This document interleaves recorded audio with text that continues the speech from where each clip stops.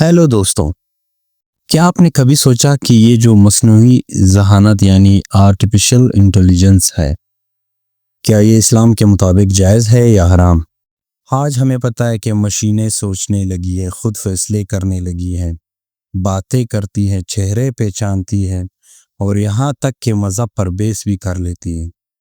لیکن سوال یہ ہے، کیا یہ سب کچھ اسلام میں قابل قبول ہے؟ اسلام ایک مکمل ضابطہ آیات ہے اور ہر نئی چیز کے لیے رہنمائی دیتا ہے۔ تو آئے جانتے ہیں کہ مصنوعی ذہانت AI پر اسلام کا موقف کیا ہے۔ سب سے پہلی بات، اسلام نیت پر زور دیتا ہے۔ اگر AI کا استعمال علم، تعلیم، صحت، انصاف اور معاشرے کی بھلائی کے لیے کیا جائے تو یہ نہ صرف جائز ہے بلکہ فائدہ مند بھی ہو سکتا ہے۔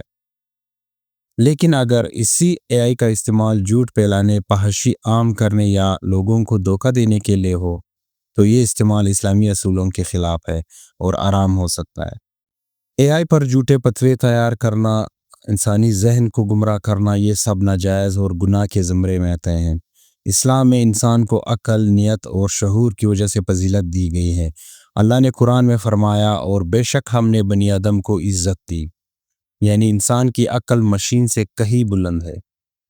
تو AI تو صرف ایک ٹول ہے، لیکن اس کا استعمال نیت اور مقصد کی تابع ہے۔ بالکل اسی طرح جیسے چاقو سے روٹی بھی کاٹی جا سکتی ہے اور کسی کو زخمی بھی کیا جا سکتا ہے۔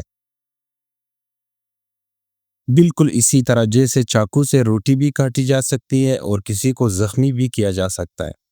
لہٰذا اگر آپ AI کو دین کے علم کے فروغ، قرآن سیکھنے یا سچ اور عدل پھیلانے کے لیے استعمال کریں گے تو یہ باعث ثواب ہو سکتا ہے۔ لیکن اگر یہ آپ کو گمراہی، گناہ یا تکبر کی طرف لے جا رہا ہے تو رک جائے۔